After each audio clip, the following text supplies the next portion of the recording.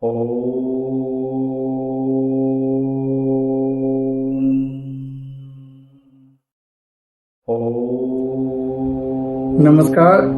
मैं हूं जेपी सिन्हा और आप देख रहे हैं सनातन कथाएं अंक 7। इस अंक में हम जानेंगे कि किस तरीके से रावण की मृत्यु का कारण वेदवती थी। हम सभी जानते हैं कि महाज्ञानी लंकापति और असुर राज रावण की मृत्यु का कारण माता सीता को माना जाता है।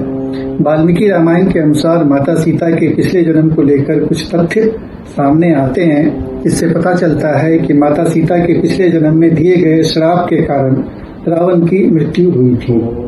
ऐसा माना जाता है कि रावण की कुदृष्टि सीता पर पिछले जन्म से ही थी और जिसके कारण माता सीता ने रावण को श्राप दिया था।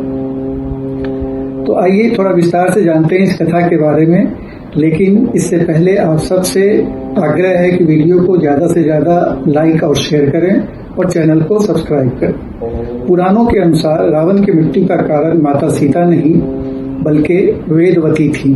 माता सीता का पिछले जन्म में वेदवती नाम था और वेदवती के श्राप से ही रावण का अंत हुआ था।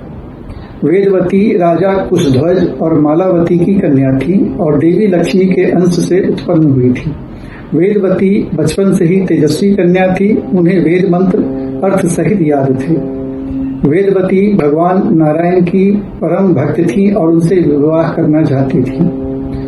जब वेदवती ने भगवान नारायण को पति रूप में प्राप्त करने के लिए वन में कठोर तपस्या की थी, तब एक दिन आकाशवाणी हुई कि अगले जन्म में भगवान विष्णु को पति के रूप में पाने का उन्हें सौभाग्य प्राप्त होगा। लेकिन वेदवती ने अपना तप नहीं छोड़ा।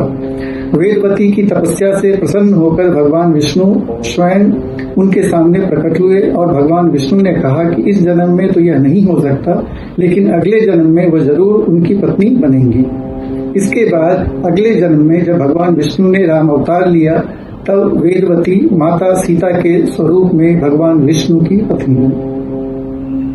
जब भगवान विष्णु की पूजा करने के लिए वेदवती गंधमादन पर्वत गई, तब एक दिन असुर राज रावण उस पर्वत से होकर गुजर रहे थे। तभी वेदवती पर उसकी नजर पड़ी और रावण ने वेदवती के सामने शादी का प्रस्ताव रखा। वह वेदवती की सुंदरता पर काफी मोहित हो गया था, लेकिन इस विवाह प्रस्ताव को वेदवती ने ठुकरा दिया।